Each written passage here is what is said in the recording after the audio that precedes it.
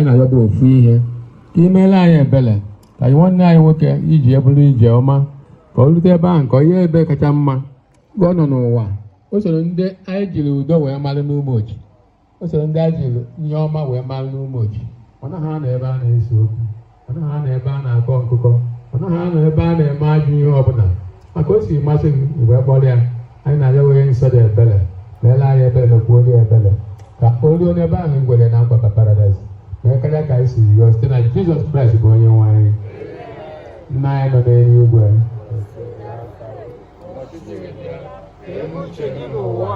esi eme n'eluigwe nye anyị tata mee nke ụbọchị anyị, gbaghara anyị mmehie anyị dịka anyị si gwa anyị mmehie anyị, ekwela ka anyị kwela mmehie na zọpụta anyị n'afe.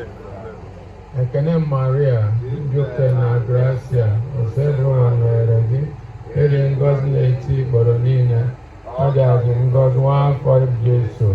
Maria dị asọ nne nke Chukwu, ebela anyị ndị njọ arịrịọ kịta na ọmụmụ nwanyị. Otito dịrị Nna na Nwa na Mmụọ Nsọ kịta na otito dịrị Nna na Nwa na Mmụọ Nsọ kịta na ekwe niile n'ụwa ebe. Otito dịrị Nna na Nwa na Mmụọ Nsọ.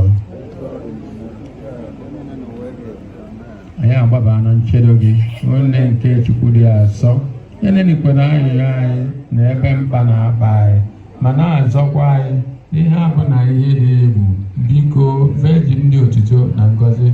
Amen. Ọbara Jizọs Kraịst kpuchie ekpere anyị n'aha Jizọs. N'afa Nna na Nwa na Mmụọ Nsọ. Amen.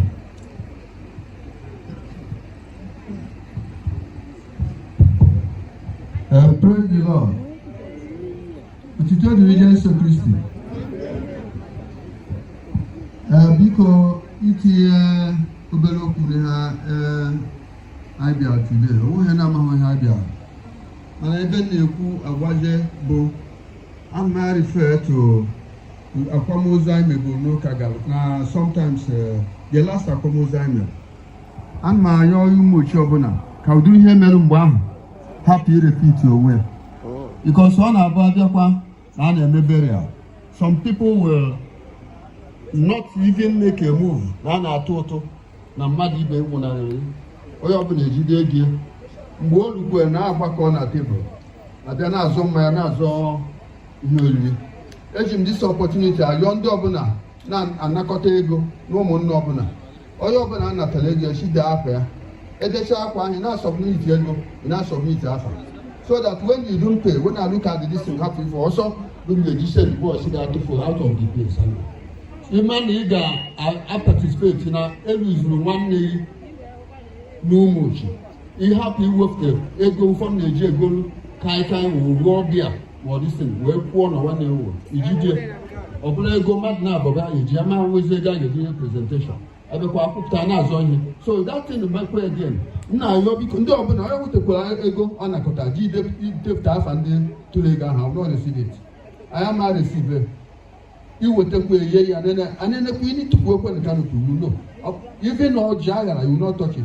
Eche so out like emekwu ihe ahụ ịchọrọ imekwu onwe. So onye aka nna ayọ ndị na-anara anyị ego, onye na-ndị ego na jee n'ụmụnna ha tinyere ego emechekwa ya ka eme ya. A na-emere onye ka onye si emere ibe. Ọnwụ abụghị ezigbo onye ọbụla ngwa ibe ya gbakọta na n'eluigwe ya ka a na-eme onye eje ibe Chukwu gwadoro anyị ncha ga-anwụ n'ofu n'ofu kpọtọ mgbe Chukwu jikwa ekwuo. So biko onye ọbụla adịghị eto this instruction, ọ bụghị mba ka nna ba na ọka ọ dịrị anyị mma. Ekele m unu.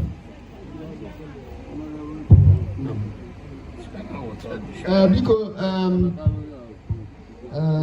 Iwoke na the needful has been done. Ekpere aha a na-ebe all time aha anyị na-eji abịa ihe anyị na-abịa ihe niile late mana n'agbanyeghị na oyi dị anyị kenere catechist ekpere anyị ekpere ahụ o mere ihe ọ ga-eme. So ana m asị biko na ka o si na-ekwede ndị anyị na ọbe ha anyị abụka o nwere ihe abịabe ya ịpafụta ndị kwe pafụta ndị ọjọọ ihu ọjị ma ọ bụ agha osinye kama ihe oriri ọjị kenwa abụghị ọjị. So anyị na-apịa ya ọjị so na emekwe ngwa emeghere ụlọ so ekene m unu. Otito dịrị Jesu. Dịka once again I went to the line. 26th of this month, I there were zonal bazaar at St. Peter. St. Peter nobody more. So, when you open up a Catholic, you are part of the then, when you had done, on a dema, Padaya in use, on all now about the child. I had the half also for the Ochiba Javazana on Oka. I say about Bruce.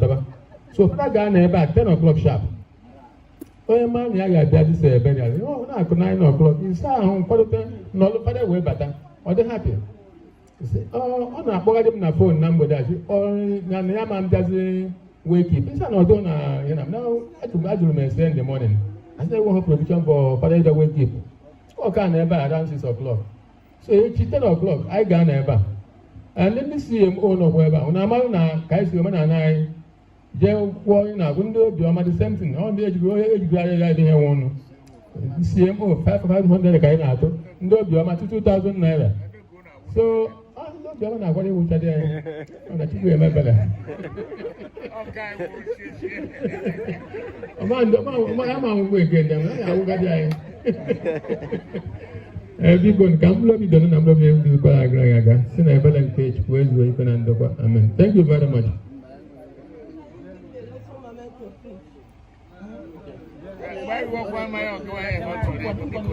Hallelujah.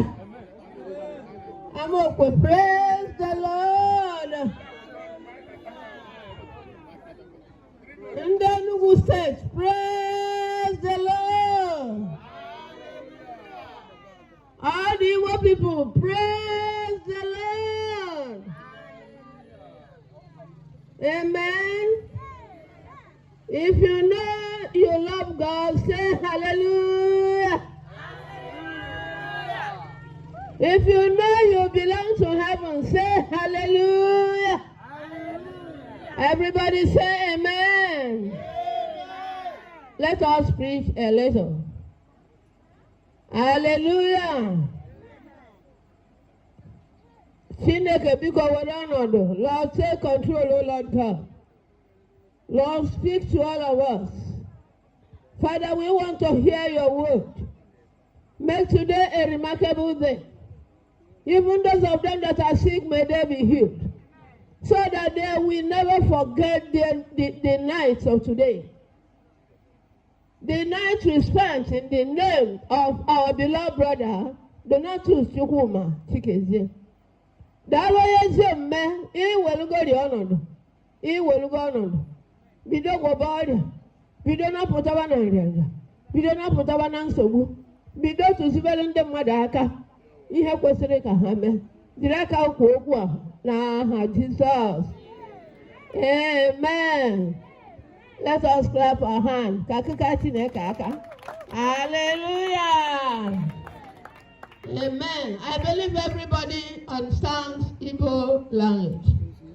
Ana m ekwe na onye ọbụla na-anọta asụsụ Igbo mana ya ma njike n'asụsụ be anyị maka na ama m n'ọkwa na mụ na onwe m ala ndo n'iji asụsụ be anyị.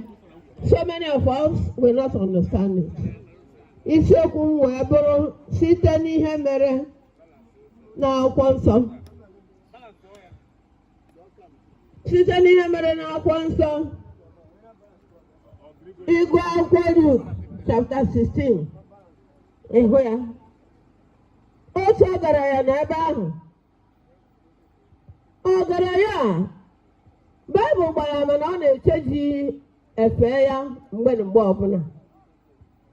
Mgbe Francis Onyema dịba anyị nwa ka nọ ndụ, when he is alive, a man called Francis Onyema. When he was alive, when you tell him come and eat, he will tell you, oh, I am sorry, because I am not putting on the attire which I used to put when I want to take any breakfast or lunch. That very man had different attire for different occasions. He had different attire for every moment of the day.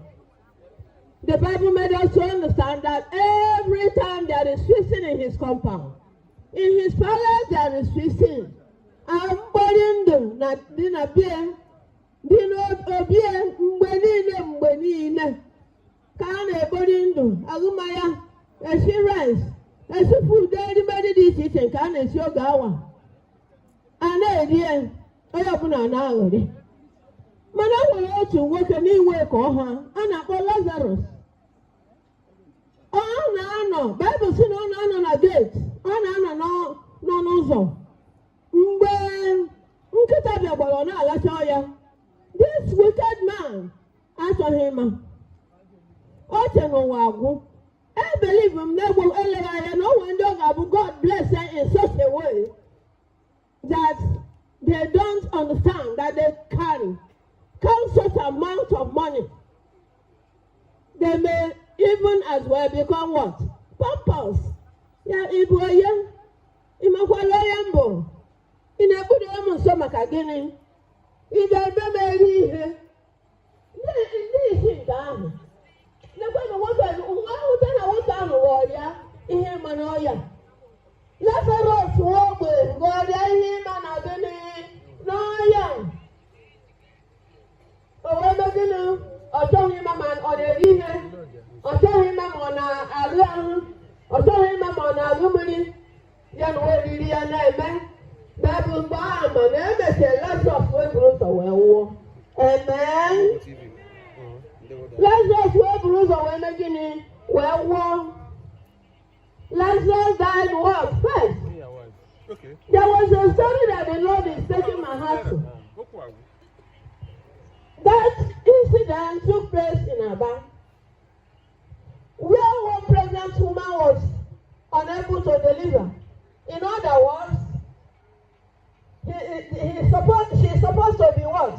Operated. Doctor Noah, and I can't deliver. Where do the other making no? The operation unless no with the Lego. I know my cocoon. Number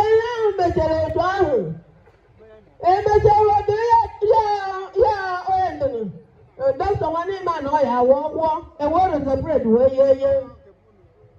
Yeah, doctor. No come and home and a joke mom and a Jenny. Just consider this thing when this story we read, we are discussing.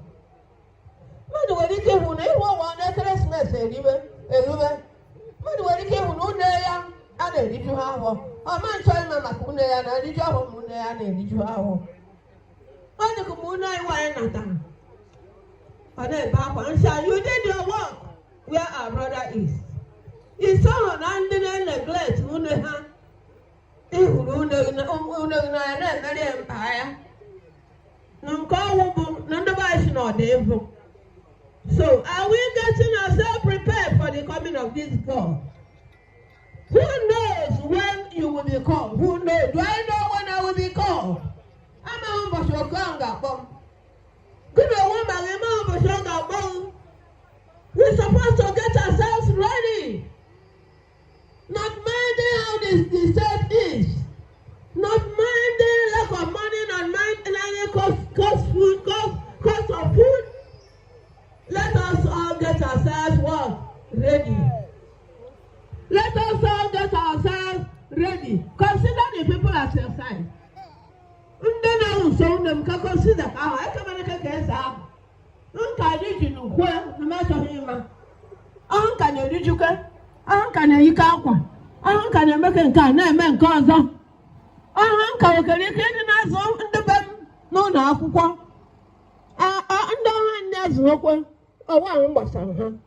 let us not behave like that. Because a day shall come, according to the Bible, we leave this very planet Earth and go to a better place or a worse place. A better place is heaven. The worst place is hell. That is where the man enters. Ever be over. More ever. Well, what was that?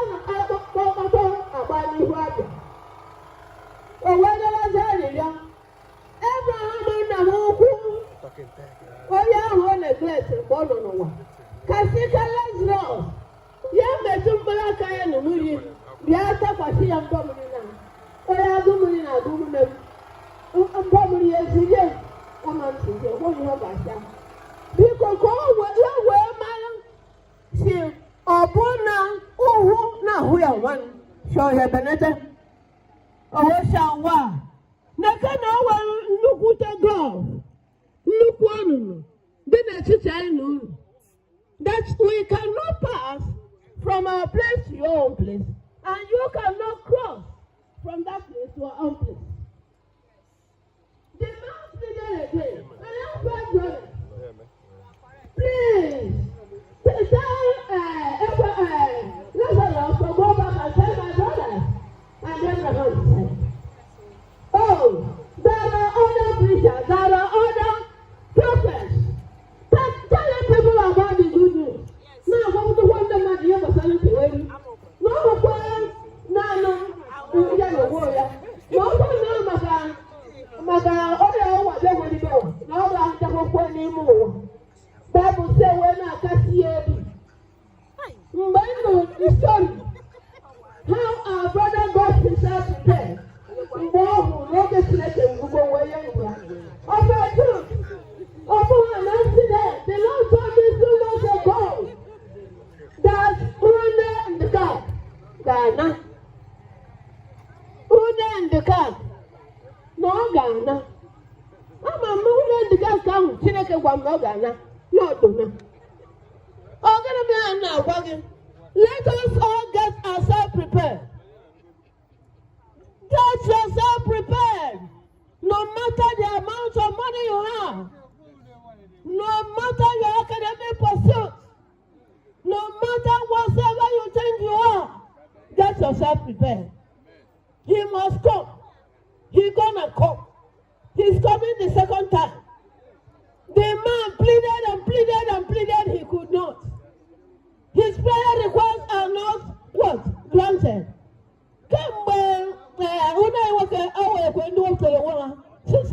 About the death of Brodona.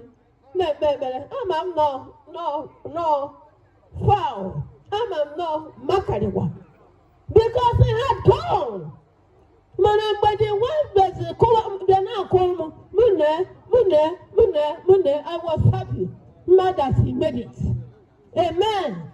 That actually he made it. You may think that what I'm saying is fallacy. No, I am saying the truth. Odomaya, no get bang. Yeah, because I get ourselves ready. Let us all get ourselves ready. This is not our home. We have a better home. We have a better place. I made it a buy denta. I'm going to knock on the crocodile. You remember? Tintom, ebe. Tintom,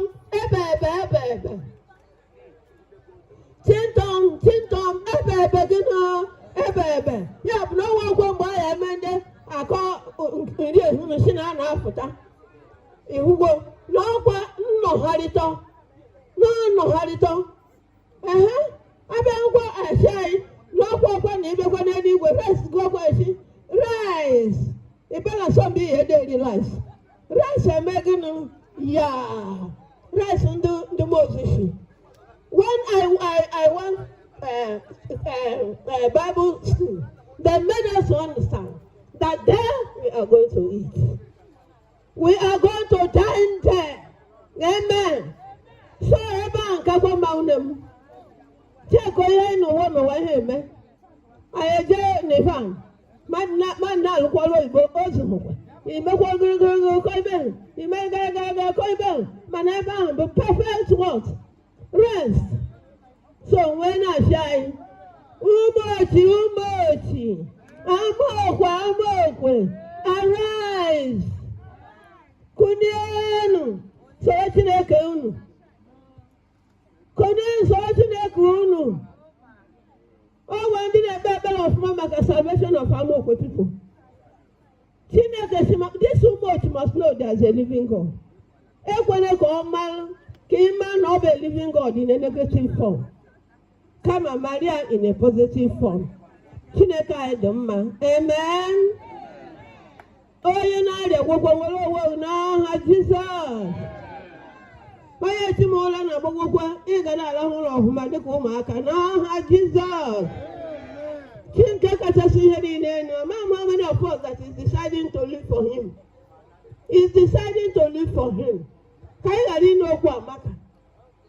Uye uzuolu, di uzuolu, amen. Ọ bụrụ na nke gị awụọ, Jesus is your husband. Jesus is your husband. I have no time to tell this story. Ọ bụrụ na ị na-aya, ị na-ekiri na ndị ụlọ ọgwụ eme nke ike agwụ ha.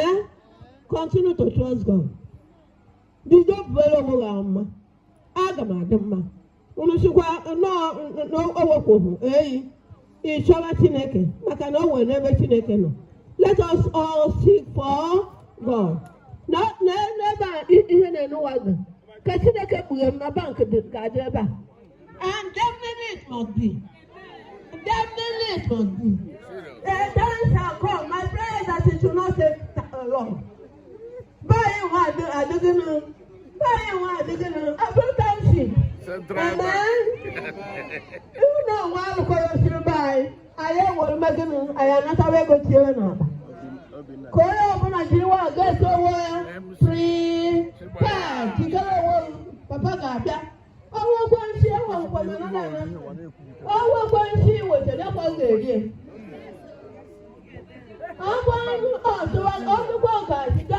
Just come bring it.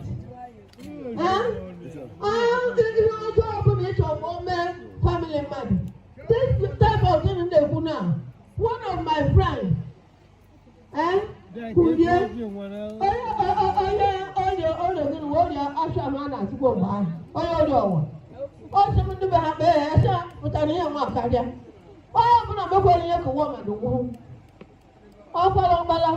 ọba nke ga-awụ okwu ya ndị mmadụ bụ ebe ha maka otu ihe ọ na-eme.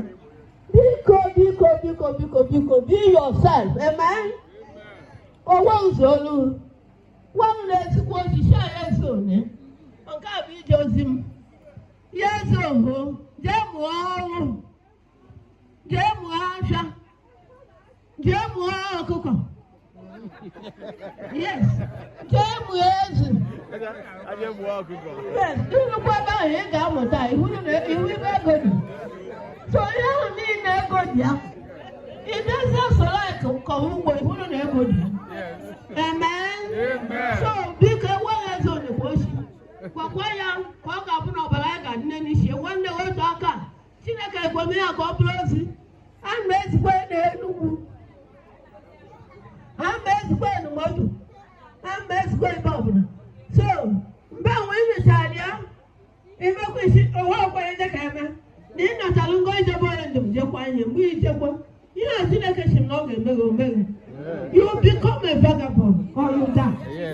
Yes, ahụ m example ya n'Enugu. Nwoke bịa na ya abụọ ya oyi ka emete ihe ndị mere bịa ibe nọ ma nchewa. The Spirit of God bara m, why are you laughing? Why are you laughing? Onye dara da ọsị m, go and tell him. Let him start to preach. After which, let him preach. After 24 days, no a dead man. What does that speak? Good boy, they'll speak in tongue. I will send this and send this. Go, shaking our venue. And the Bunatan school, my rebel. Preach it. If you go in that street called Shekina Avenue, all the between Upper North and New GRA, who went to bed into the before the I never took him, Mama Hako. This man, Mama Hako, he did not die actually, but I'm home. How they live in is glorifying his children and his wife and family. So, the man who knows,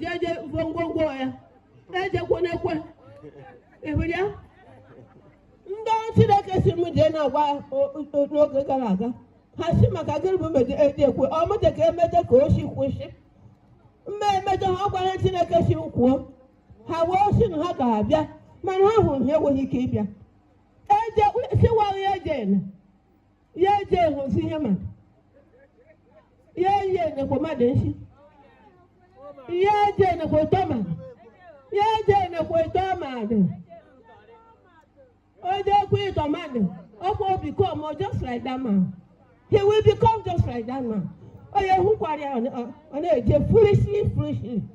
Eba kanga kusi. Une lozono kwa. Kaiwe nigwe. Amen.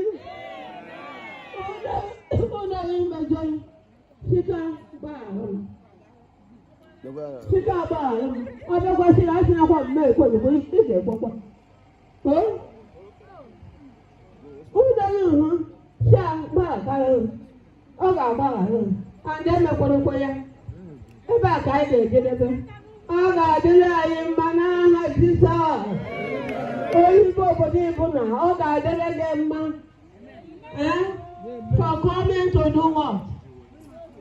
To see that this activity is real. Even if so very nice,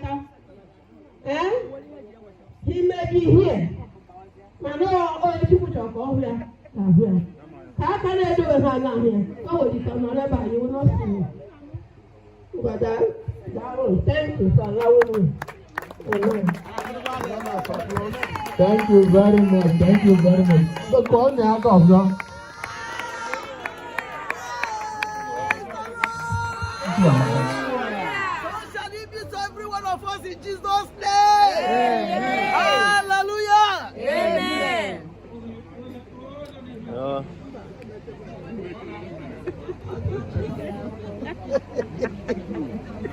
Yes, is that everybody will make that. Now, young way microphone.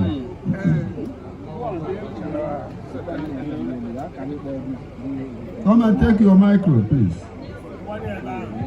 Okay.